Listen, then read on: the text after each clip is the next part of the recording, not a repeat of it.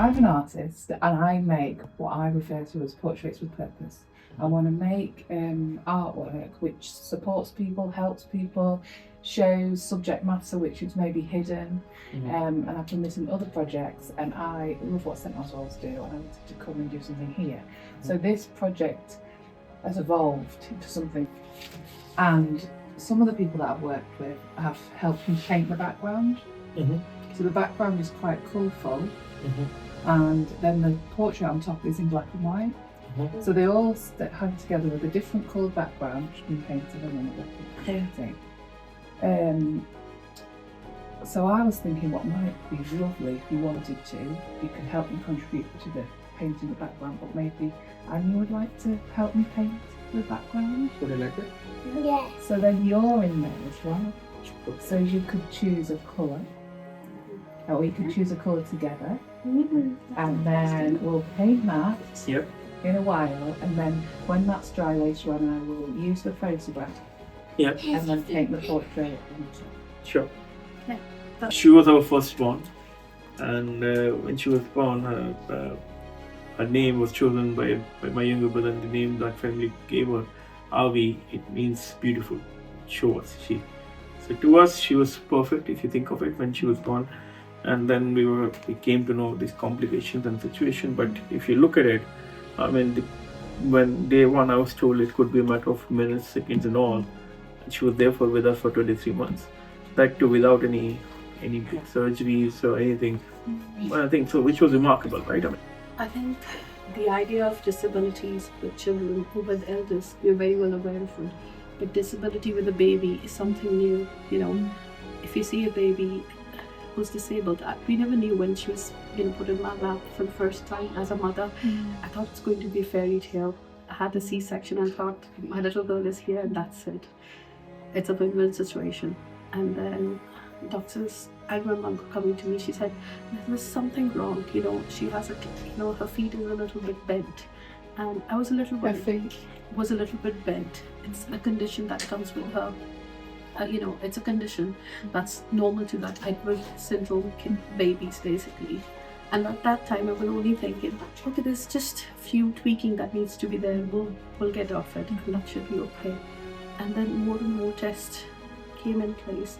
And then I remember I was just sitting in, and we were called to the doctor's desk, and we were informed that she would never smile, she'll never respond, she'll be in a vegetative state, and she'll just pass away. And I couldn't digest the idea. I had this journey for 3 months, and you're just telling me my little girl will pass away. We weren't sure what to do. We stayed in our hospital thinking that she might pass away. The whole time I was with her, we were waiting until we passed away. We were tired of it. Every single person, including doctors and nurses, told us that she's going to pass away. And I think we just lived with the idea. Nobody told us that she's going to survive. And then when a month passed, I remember being in the hospital for a month's time. I thought, whatever's in our destiny, let's take her home. We took her home, and I remember when she was about 4 to 5 months old, we took her outside, and she just smiled. It was the first time I saw sparkles in her eyes. And then life went on, and it was difficult to see my child in that pain, but because she's a baby, she couldn't even communicate. And I remember nurses coming to us and spoke about the hospice. And I remember we just thought that it's just not meant for us, because it's for end-of-life care treatment. Our girl is thriving. She's not going to go anywhere. But I also remember nurses saying that it'll be one infection, and then we wouldn't know what would happen. But believe me, every time there were infections, she fought very bravely. There were fears as in what's in our future, in terms of what if when she grows up, is the condition going to make her worsen? I remember when COVID came and I had those very scary thoughts. What if she would have been here? What if COVID would have passed into her? There were situations when I was just crumbled myself. There were days when I would wake up with the fear that I just couldn't wake up. The depression lasted longer, but I think when my second girl was born, I was a little better, and of course with time it started getting better. But I think the whole idea of a disabled baby and people telling you that she may not survive was very, was just kind of very depressing. And you don't know if you can properly put hope in something. And when hospice idea was given initially, weren't sure what to do. But when we came in, and I remember the first time, as my husband explained, when we came in here and we saw this amazing support from nurses, even doctors were there round the corner. And in her final time, the doctors keep visiting. We had really personal time. She put her in his lap for almost there. And I remember her breathing the last breath in his lap.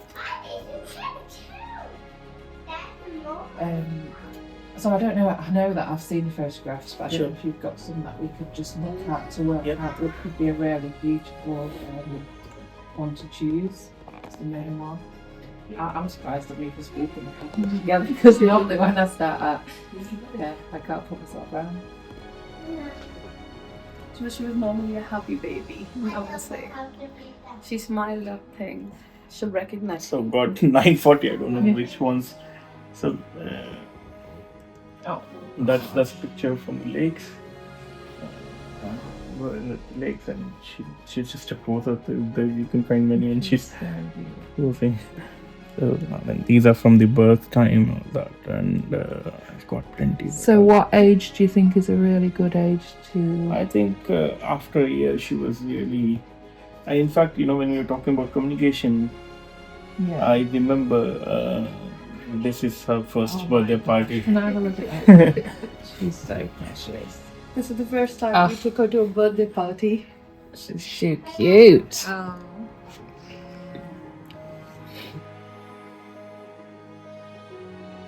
mean, the part is, see, when we lost her, Anya was already on the way, and we kind of believe in incarnation in the Indian setup. I don't know if you reincarnation, and that's how we look at it.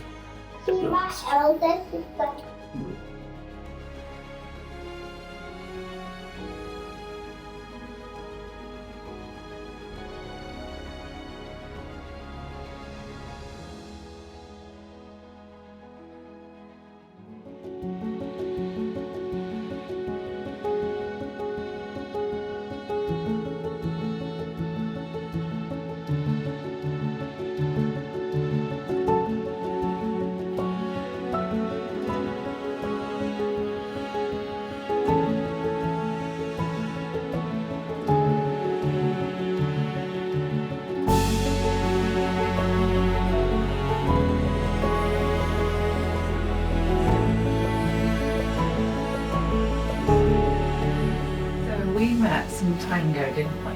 And you told me all about Aarvi. And with Anya, we painted canvas together, didn't we? We painted this in pink and purple.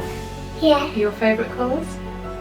Yeah. And then I took one of the photographs of Aarvi and I've painted her portrait on top in black and white. Oh. Are you ready to see it? Yeah.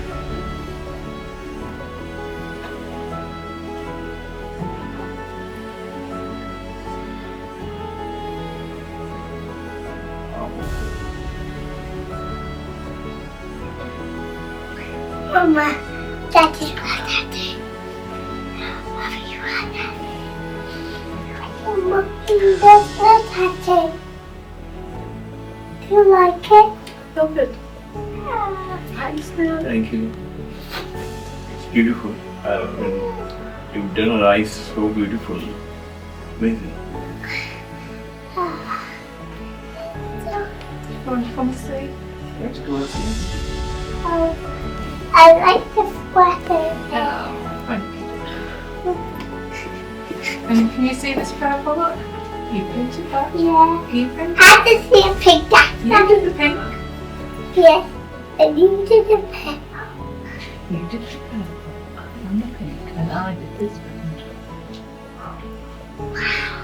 I think the black and white just give that shine to that eyes. Yeah. She always had lovely, like she's It's always smiley face. It never looked like, even she was in pain, she just smiled.